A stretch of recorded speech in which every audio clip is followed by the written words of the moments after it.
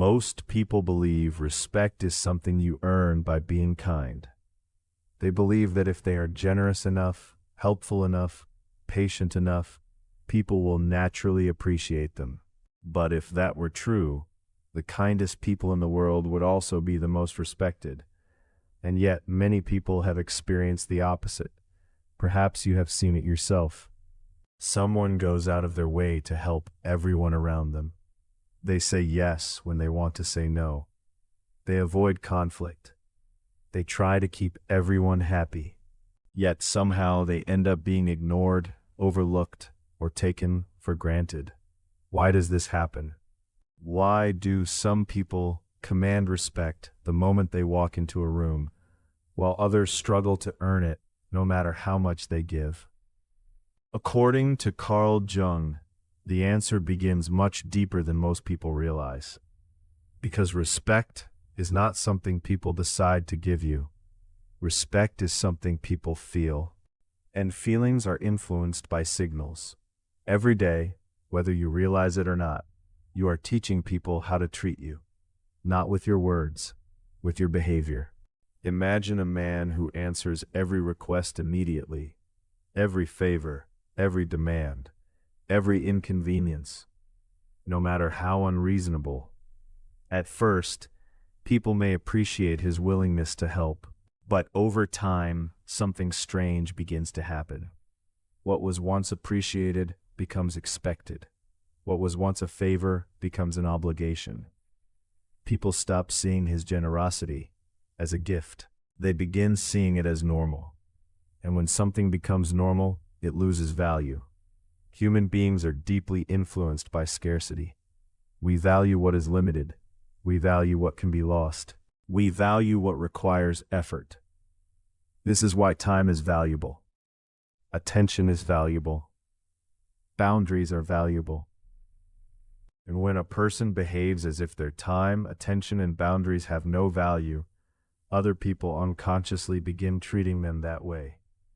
This does not happen because people are evil. It happens because it is human nature. Carl Jung spent much of his life studying the hidden forces that drive human behavior. One of his most famous ideas was the concept of the shadow. The shadow contains the parts of ourselves that we hide, suppress, or deny. For many people, one of those hidden parts is assertiveness. They are comfortable being kind, comfortable being agreeable, comfortable being helpful, but uncomfortable being firm, uncomfortable saying no, uncomfortable disappointing others. So, they suppress that side of themselves. The problem is that what we suppress does not disappear. It simply moves into the shadows. And when assertiveness is buried, people often become excessively agreeable. They smile when they are angry. They agree when they disagree. They tolerate what should not be tolerated. And eventually, others begin sensing that something is missing, because respect is not built on kindness alone. Respect requires strength. Not aggression, not dominance. Strength. The strength to be honest. The strength to disagree. The strength to protect your boundaries. The strength to walk away when necessary. Many people confuse being nice with being good, but they are not the same thing. A truly good person can be kind, but they can also be firm. They can say no. They can defend themselves. They can confront uncomfortable truths. In contrast, a person who is only nice often acts from fear. Fear of rejection. Fear of conflict. Fear of being disliked. And people can sense fear far more easily than most realize. Consider two employees. The first agrees with everything their boss says, never questions anything, never pushes back, never shares an uncomfortable opinion. The second is respectful but honest. When they see a problem, they speak up. When they disagree, they explain why. When something is unreasonable, they address it professionally. Which employee is more likely to earn long-term respect? Most people already know the answer, because respect grows where authenticity exists. not where compliance exists. Jung believed that becoming a mature human being requires integrating both light and darkness, kindness and strength, compassion and courage, warmth and boundaries. Without balance, we become incomplete. And incomplete people often struggle to command respect. Another reason people lose respect is inconsistency. People trust what they can predict. When someone constantly changes their values depending on who they are around, others become uncertain about who that person really is. One day they stand for something. The next day they abandon it. One day they set a boundary. The next day they remove it. One day they say no. The next day they apologize for saying no. Over time, people stop taking them seriously. Because respect requires stability. People may not always agree with you, but they must know where you stand. This is why some individuals gain respect despite being unpopular. Their behavior is consistent. Their principles are visible.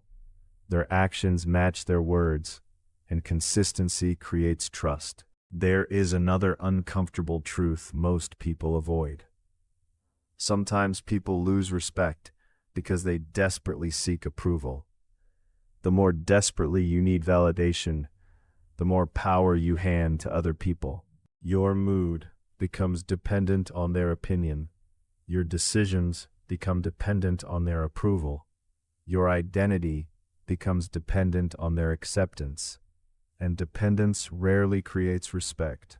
People respect those who can stand on their own feet, not because they reject others, but because they do not require constant permission to exist. The paradox is simple. The harder you chase respect, the harder it becomes to obtain. The more you chase approval, the less respected you become. Because respect cannot be begged for. It cannot be negotiated. It cannot be demanded. It emerges naturally when your behavior communicates self-respect. And that brings us to the most important lesson. The way other people treat you is often a reflection of the standards you set for yourself. If you constantly ignore your own needs, others may ignore them too. If you constantly sacrifice your boundaries, others may walk through them. If you constantly apologize for existing, others may begin acting as if your presence requires an apology. Everything starts with self-respect. Not arrogance, not ego, self-respect, the quiet belief that your time matters, your voice matters, your boundaries matter. Carl Jung once suggested that the privilege of a lifetime is becoming who you truly are. And becoming who you truly are requires courage. The courage to stop performing, the courage to stop seeking approval, the courage to stop hiding the parts of yourself that make you strong. Because respect is rarely lost in a single moment. It is usually lost through hundreds of small compromises. Small moments where you abandon yourself. Small moments where fear replaces honesty. Small moments where comfort replaces courage. But the opposite is also true.